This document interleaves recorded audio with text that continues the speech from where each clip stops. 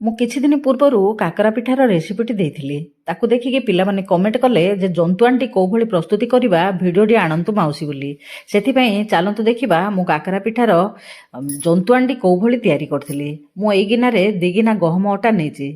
Gas ଦେହରେ ଡେକ୍ଚି ଗୋଟେ ବସେଇ ତା ଦେହରେ ଅଳ୍ପ ଟିକେ ଘିଅ ଦେଇଦେଲି ସେଇ ଗିନାରେ ହିଁ 2 ଗିନା ପାଣି।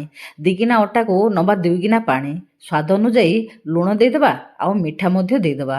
ମୁଁ ଅଧା ଚିନି ନେଇଛି, ଅଧା ଗୁଡ଼ ନେଇଛି। ପାଣିଟି ଫୁଟିବା ପାଇଁ ଛାଡ଼ିଦେବା।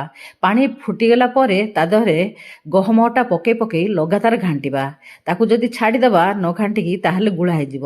ସେଥିପାଇଁ ଗୋଟେ ହାତରେ ପକେଇ ଗୋଟେ ହାତରେ ଘାଣ୍ଟୁଥିବା। ମୁଁ ନେଇଯାଇଥିଲି ଛୋଟିଆ ଜାଗାଟି, ସେଥିପାଇଁ ମୋର ଟିକେ ଘାଣ୍ଟିବା ସୁବିଧା ହେଲାନି, ରହିଗଲା ଟିକେ ଅଟା। ଆଉ ଟିକେ ବଳିଯାଉ ଅଟାଟି ଚଳିବ, କିନ୍ତୁ ଟିକେ ଯଦି ପାଣିଆ ହେଇଯିବ ନା ଜନ୍ତୁଆଣିଟି, ପିଠା ଗଢ଼ିବା ପାଇଁ ସୁବିଧା ହେବନି। ତାକୁ କିଛି ସମୟ ଘୋଡ଼େଇ ରଖିବା, ତାପରେ ଅଟାଟିକୁ ଦଳାଦଳି କରି ପିଠା ଗଢ଼ିବା।